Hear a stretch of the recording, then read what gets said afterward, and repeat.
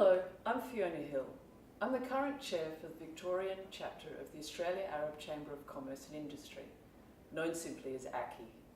In my professional life, I'm an anthropologist and a cultural consultant. I coach businesses in having their optimum impact in the Arab region, which is why ACCI has asked me to talk to you about your visit to the Arab region, particularly if it's your first visit, but even if it isn't. What I want to talk to you about is how to see when you're there, and then, of course, what to do about what it is that you see. Now, we all know in business that the first thing you need to do is know your market. We also need to recognise, and I know that you do, you have to define your point of difference in that market. In terms of knowing your market, what I really encourage all of my clients to do, and I now encourage you too, is to use your imagination. You can go to trade manuals, you can go to Wikipedia, you can go to a library like I do because I'm an old-fashioned gal, but you could also simply use your imagination by putting up a map for yourself, for your family, for your colleagues, for your work team. Let me give you an example. Many people, if not most, when you say Arab region, they have a general idea of Dubai, maybe Mecca, possibly, but they don't have a full sense of what the Arab region is. Here's a map with it marked in green, a map that you can use with your colleagues. When you look at this map, you recognise how enormous this region is and how geographically impactful that must be as a unified group, because they are a unified group through the Arab League of Nations, which comprises 22 countries. We'll come to that later. So when you look at this, you immediately realise, they're a big economic bloc in the middle of the world. They probably trade with everybody. They trade with Africa, with Europe, and everywhere else beyond. The reason Australians don't know so much about this region is that it was only not until 2006 that when we had the first Arab airline come in to fly here, that we started to get easier access with freight and then passenger services. And the rest is history. Since 2013, Qantas, our national carrier, now partners and moves into the region in partnership with Emirates. That makes a huge impact on a population. So for goodness sake, don't feel bad about not knowing the region. What we're here to do today is help you feel good about what you're able to know. So in terms of imagination, apart from looking at that map and really looking at it, really engaging with it and having a little bit of a talk about it, it's better to be verbal with your colleagues to say, what do you feel about this map? What does it tell you? And then what's really a great thing to do is to go in a bit deeper. Look at a topographical map, or like this satellite image of Saudi Arabian Peninsula and other countries that border that as part of that land mass. So what you're seeing here is the Emirates, which includes Qatar, Kuwait, Saudi Arabia, Jordan, Palestine, also Yemen and Oman. So a big landmass there. Don't worry about borders at the moment. Just look at the topographical map and think about, so, before oil wealth came to this region, what was their lifestyle? How do they live? You know well, if you engage in the idea, that if you look at a topographical map of Australia, you say, well, is it any wonder everybody's on the outskirts, on the coast? That's where we all live. And so that's going to have an effect on the national personality. It's the same with the Arab region. When you start to engage with personality based on physical landmass and topography, you actually start to care about your market. That's something trade figures and manuals and Wikipedia cannot do for you. You don't have to go searching through a library or doing a search in your favourite search engine. You can actually just look at a map, and let's face it, everybody loves a map. Everybody. So what we discover when we look at the Arab region is that cultural ideas there vary a lot. So for that satellite map that I just showed you, we saw there were mountains, we saw there was a lot of desert.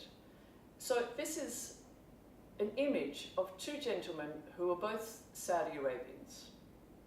One is from the desert region, one is from the mountainous, fertile, agricultural region.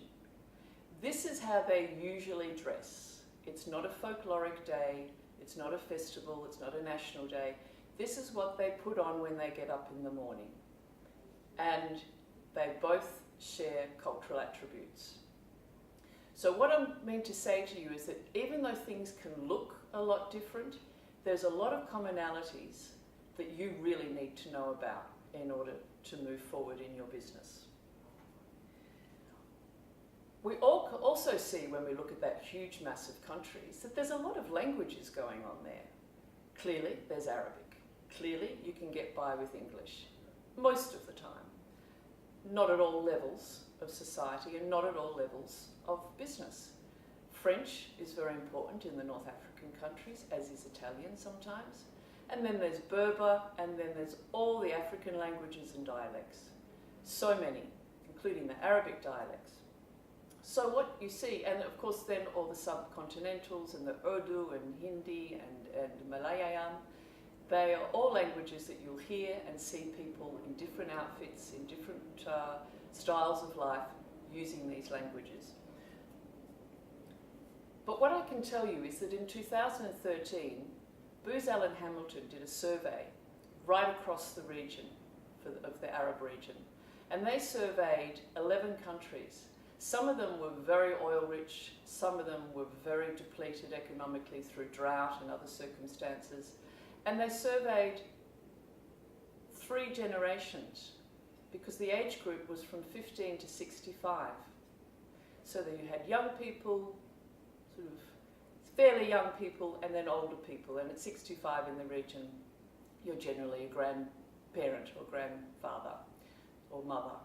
So 3 generations. And you know what they found? They found exactly what I already knew, and anybody who's been kicking about in the region for a long time knows, and going across the countries, that despite all the different visuals of the region, there are shared common values, because that's what their survey was about. What are the shared common values?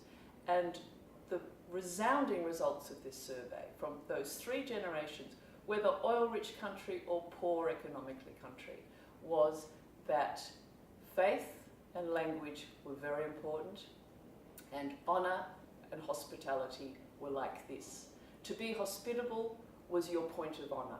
That's what made you correct in the world. It was your social compass. These are things that are not necessarily intuitive to Australians going into the region. We understand hospitality is important, but when you hear that this is the major source of pride in the region, you need to take note. It's what I call taking note of their primary motivators. So quite literally, their pride and their prejudice. And having a think about what makes yourself proud as an Australian and what prejudices you might hold because of your national identity, you'll come to recognise that there are many that you can see within your own cultural context.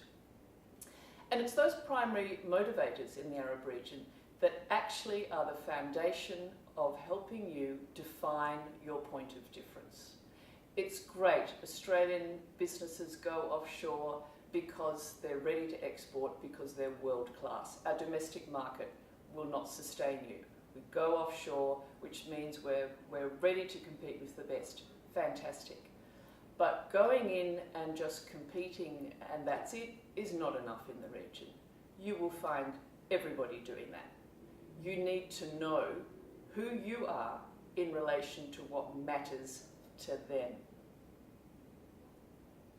So going back to languages, there's all those languages current and being used all the time, but top of the pile, Arabic. Doesn't matter what country you're in the Arab League nations, and there are 22 of them, Arabic is top of the pile. French often wrestles for position, or English, but Arabic is number 1. So, clearly, Arabic rules. So you have to speak it. Now, before you go freaking out and saying, how on earth am I going to learn any Arabic? You don't need to be fluent. You just need to be able to say something like hello, thank you, simple things. We know in our own cultural context that when somebody looks us in the eye and uses our name and remembers our name, we're more likely to remember that person. We're more likely to have a good feeling about that person. In the Arab region, when you use some Arabic language, they're not expecting you to then be completely fluent and continue the conversation. But the response you get from using some Arabic just sets you apart from all the other also-rans in the room. I've seen it again and again and again. But here's the thing, you must use Arabic well, not just have a stab of it and have a little giggle. That doesn't hold anymore. You must be able to speak Arabic well. Now you have lots of people around you in terms of the Australian trade missions. You probably know someone who's Arabic speaking in your circle, perhaps even in your workplace. Just get them to coach you in how to say hello properly. There's also something great about Arabic that you might not realise, and that is that you actually already speak it pretty much on a daily basis. We have so many Arabic words in the English language. This that I'm showing you now is just a pinprick, absolute pinprick. We're so many that perhaps we're not conscious of.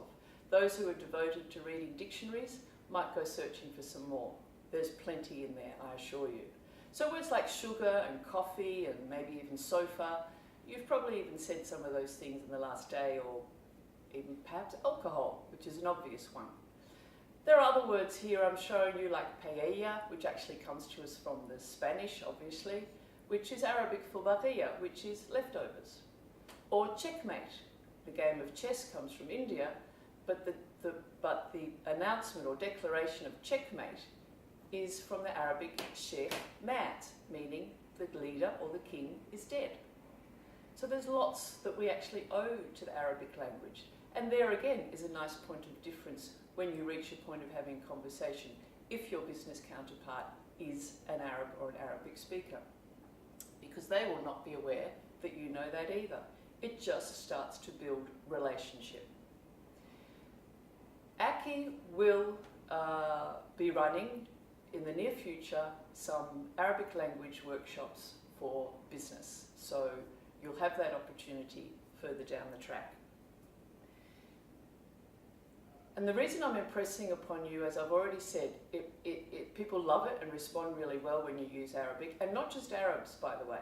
If you're dealing with a sort of an Indian or some other nationality, they still notice, because it means you're in the mindset. They're living in that cultural milieu.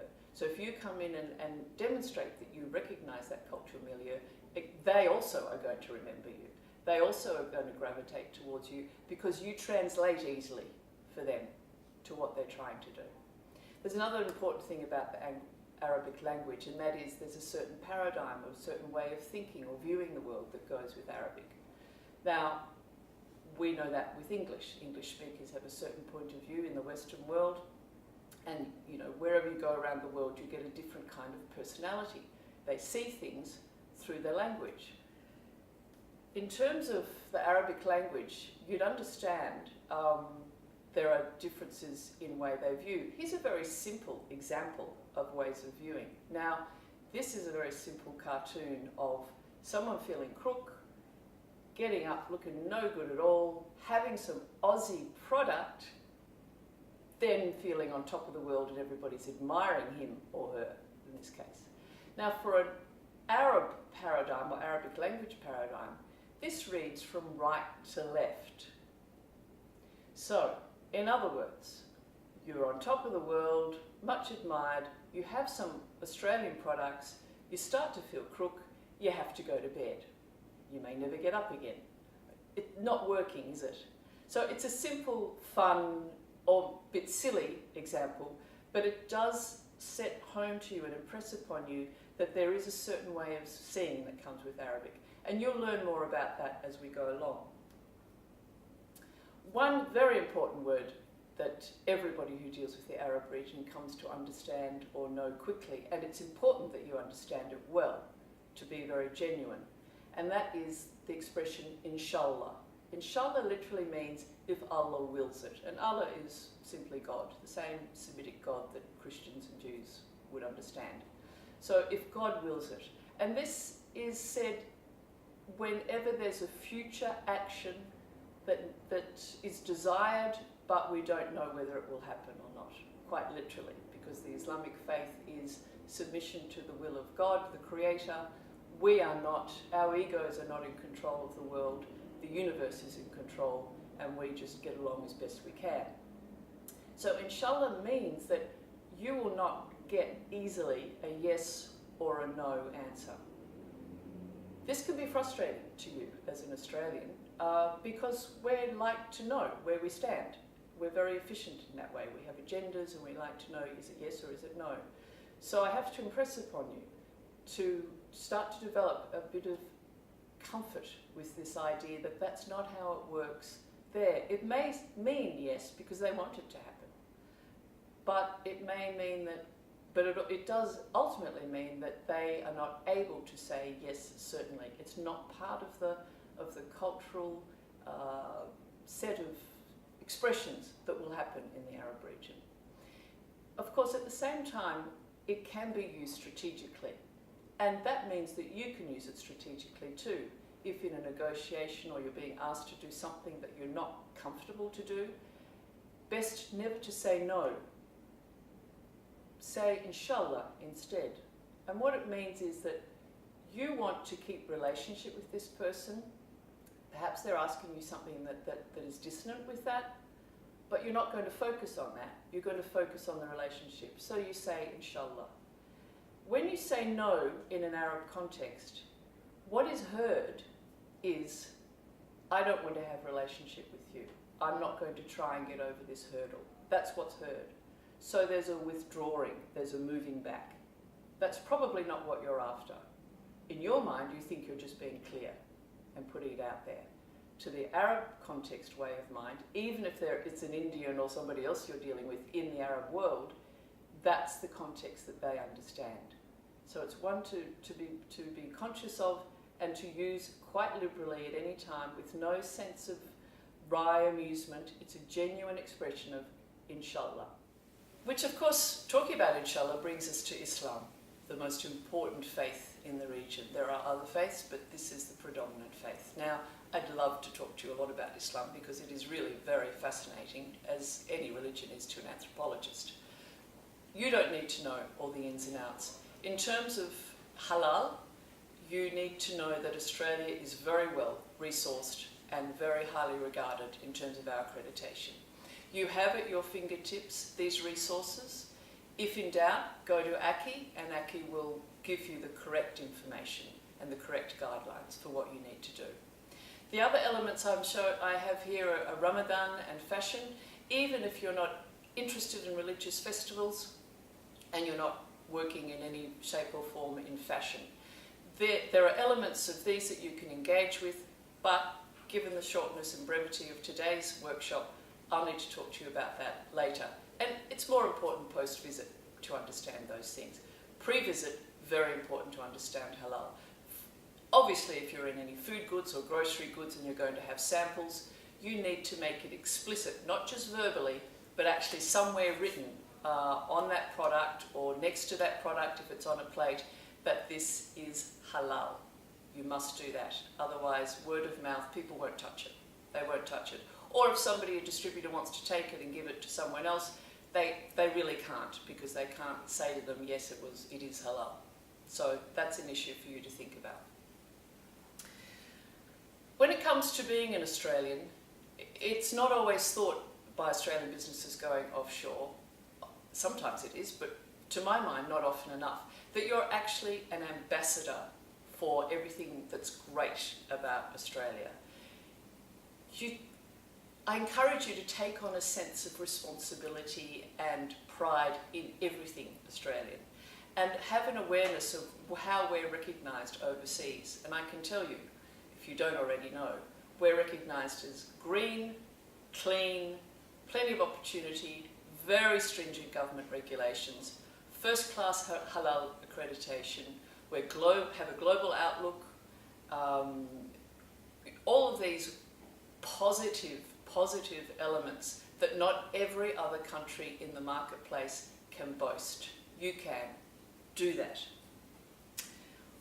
Here's an example of a fabulous business in Adelaide, an entrepreneur there who developed this special clothes peg and was taking it into the market. And you can see from this image how explicit they've made the excellence of this product with all of that labelling. That really does well in the marketplace. Some people tend to present their product and say it speaks for itself.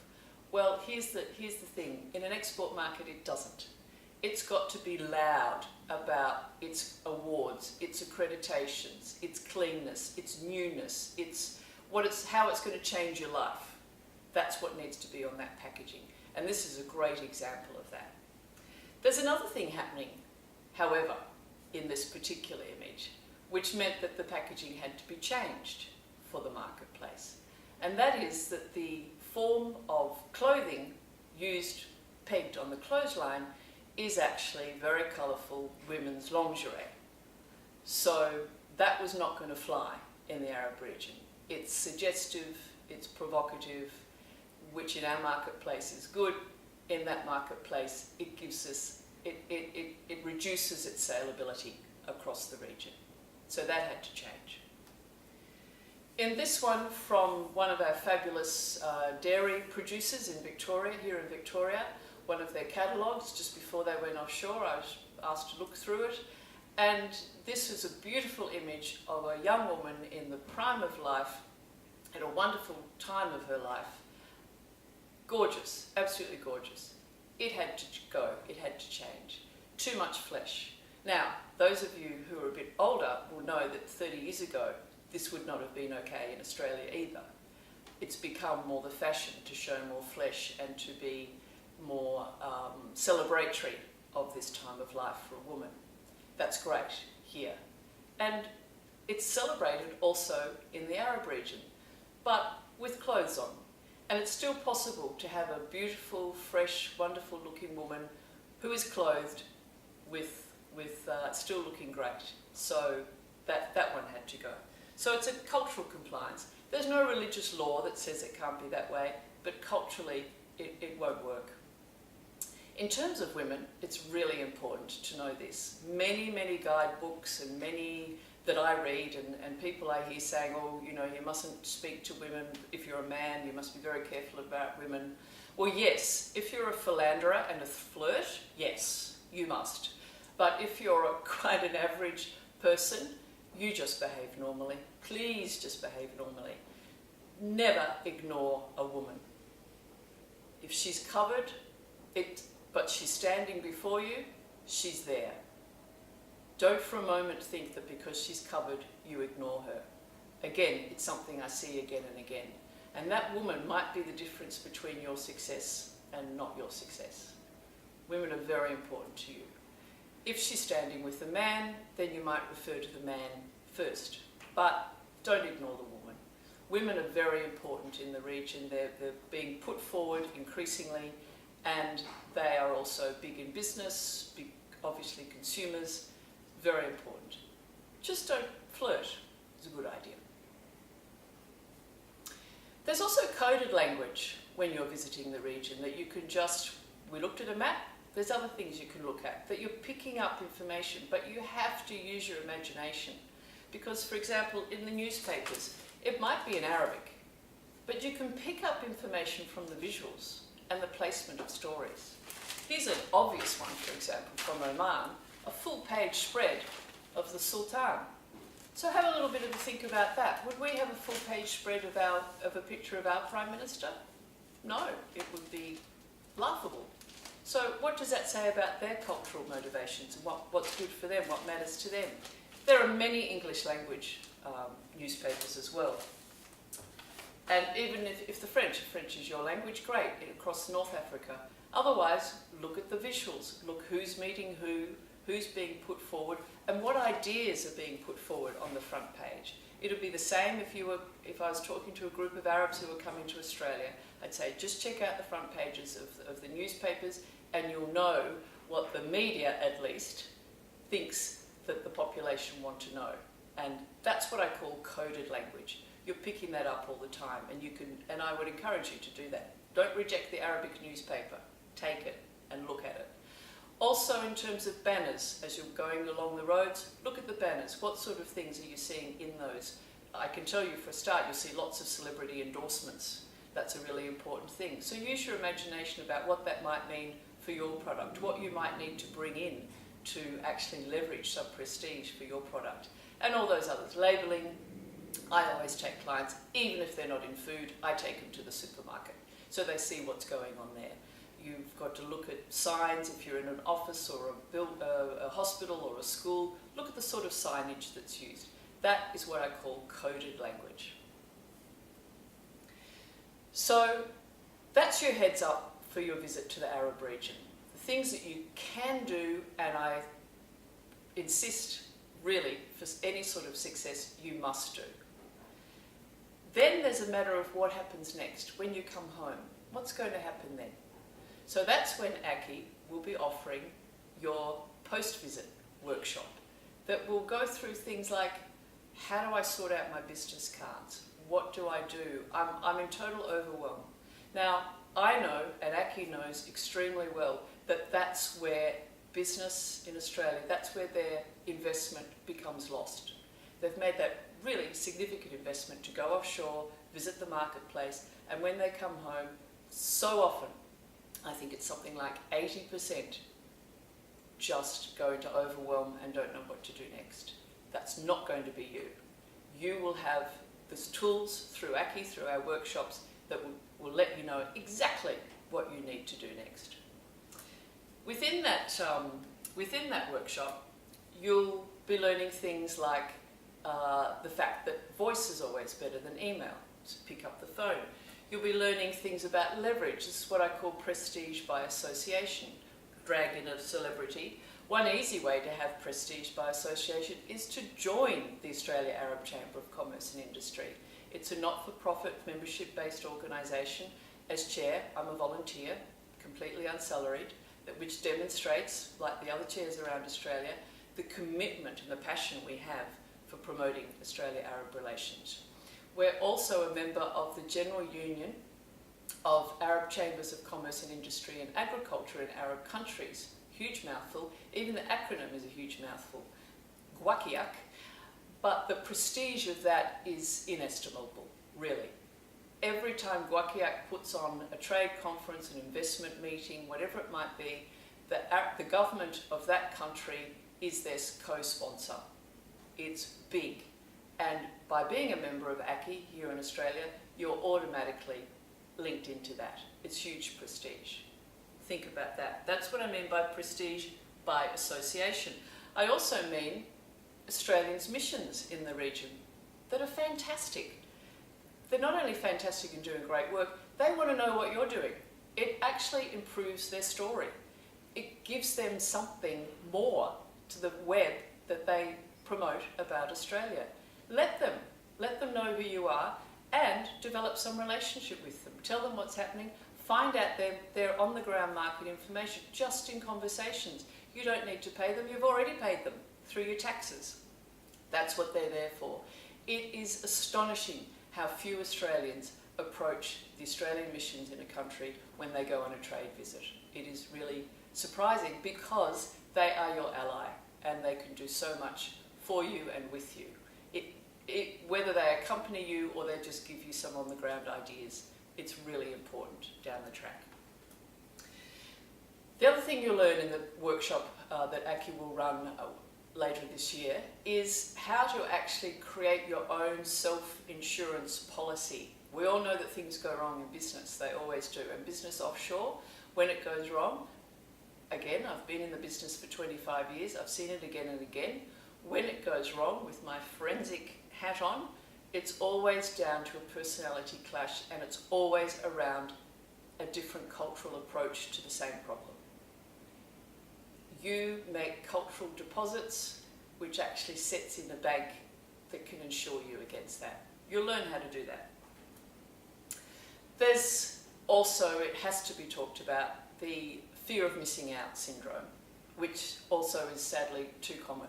So it's about due diligence, and we'll talk to you about how to manage that, what to do about it, and how you can actually effectively protect yourself from that.